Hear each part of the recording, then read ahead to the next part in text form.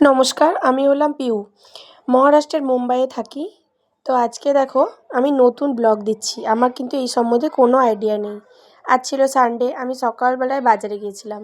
বাজার থেকে দেখো কিছু সবজি আনাজ, তারপরে কিছু চিকেন নিয়ে এসেছিলাম।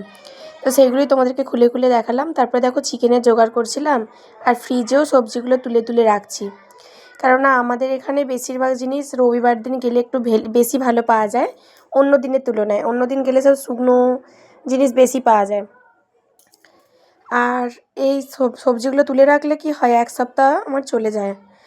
তারপরে দেখো চিকেনের জোগাড় করছিলাম, আলু পেঁয়াজ এসব কেটে নিলাম। আলুগুলো দেখো, একটা আলুকে আমার ছোটো ছোটো আলু বলে একটা আলুকে আমি 4টে ভাগ করে ছোটো ছোটো টুকরো করলাম। তারপরে দেখো পেঁয়াজগুলোকেও আমি ছোটো ছোটো টুকরো করে নিলাম, একদম ছোট্ট ছোট্ট টুকরো করেছি। কিন্তু এখানে টমেটোটাও 4টে ভাগ করে ছোটো ছোটো টুকরো করেছি। তারপরে দেখো আমি এখানে কারি পাতা ইউজ করেছি। কারি পাতার পর দেখো আদা রসুন এগুলোকে আমি কেটে আস্তে আস্তে করে বেটে নিলাম। বেটে বলতে আমি একবারই আদাটা করে রাখছি, যাতে আমার কাল সকালবেলায় বা কাল রাত্রিরেও আমার হয়ে যায়। যেহেতু আমি বারবার বাটতে পারবো না বলে একদিন বেটে আমি দুদিন চালিয়ে নিই। দেখো এই তো আদা বাটা হয়ে গেছে। তারপরে দেখো আমি কড়াই তেল বসিয়ে একটু গরম করে নিলাম। তারপরে আলুগুলোতে আমি নুন হলুদ মাখিয়ে নিলাম, মাখিয়ে তেলের উপর ছেড়েছি। হালকা ব্রাউন কালার পর্যন্ত না হওয়া পর্যন্ত আমি নেড়েই যাব। ব্রাউন হয়ে যাবার পর তুলে রেখে আমি কড়াতে গোটা গরম মশলা দিলাম, তেজপাতা জিরে কাঠ মশলা এসব দিয়ে আমি পেঁয়াজটা দিলাম।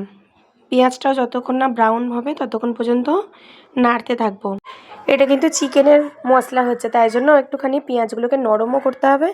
তার সাথে যাতে গ্রেভিটা ভালো হয় একটু কালারটাকে অন্য আনতে হবে, মানে যাতে ব্রাউন হয়ে যায়। তো পেঁয়াজগুলো যখন ব্রাউন হয়ে এসেছে দেখো এই মুহূর্তে আমি রসুন বাটা ইউজ করব। রসুন বাটাটা ইউজ করেছি। রসুন বাটা দিয়ে হালকা নাড়াচাড়া করে তারপরে ইউজ করব আদা বাটা। আদা বাটাটা ইউজ করার পর দেখো হালকা নেড়ে চেড়ে তারপরে আমি আবার একটু মনে হলো যেন কম লাগছে বলে আরও একটু ইউজ করেছি। আদা রসুনের গন্ধটা না যাওয়া পর্যন্ত ততক্ষণ আমি নাড়তে থাকবো। আদা রসুনের গন্ধটা চলে গেলে তারপরে আস্তে আস্তে গুঁড়ো মশলাগুলো অ্যাড করব। গুঁড়ো মশলার মধ্যে রোজের যে নিত্যদিনের ব্যবহার করি হলুদ গুঁড়ো ধনে গুঁড়ো জিরে গুঁড়ো বা লঙ্কা গুঁড়ো এই ধরনের জিনিসই আমি ইউজ করেছি। বাড়তি কোনো মশলা কিন্তু আমি এখানে ইউজ করিনি। দেখো মশলাগুলো ততক্ষণ নাড়তে হবে যতক্ষণ না দেখো মশলা থেকে তেল ছাড়ে। দেখো আমি এখানে হালকা জল ইউজ করেছি, কারণ আমার বাড়িতে বাচ্চা আছে, তো ঝাঁঝটা উঠছে বলে আমি হালকা জল না ইউজ করলে ঝাঁঝে আমার বাচ্চাটা কাশি হবে। তাই একটু হালকা জল দেওয়ার পর আমি দেখলাম আমার টমেটোটা দেওয়া হয়নি প্রথম দিকে, তাই টমেটো দিয়ে হালকা নুন দিয়েছি। হালকা বলতে যতটা পরিমাণ মাংস আছে ততটা পরিমাণই আমি এখানে নুন দিয়ে দিলাম। তার সঙ্গে কাঁচা লঙ্কা অ্যাড করেছি, যেহেতু কাঁচা লঙ্কাটা প্রথমে দিইনি ঝাঁঝ ওঠার ভয়েতেই। তারপরে আস্তে আস্তে যখন দেখলাম তেল ছেড়ে গেছে তখন আমি চিকেনগুলো এর মধ্যে দিয়ে দিয়েছি।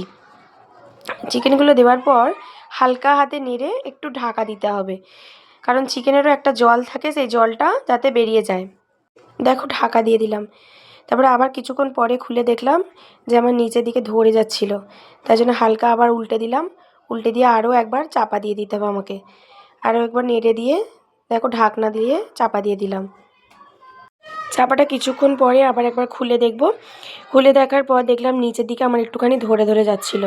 তো একটুখানি নিচে থেকে মশলাটা তুলে নিলাম, ধরেনি মানে বসে যাচ্ছিলো নিচেটা।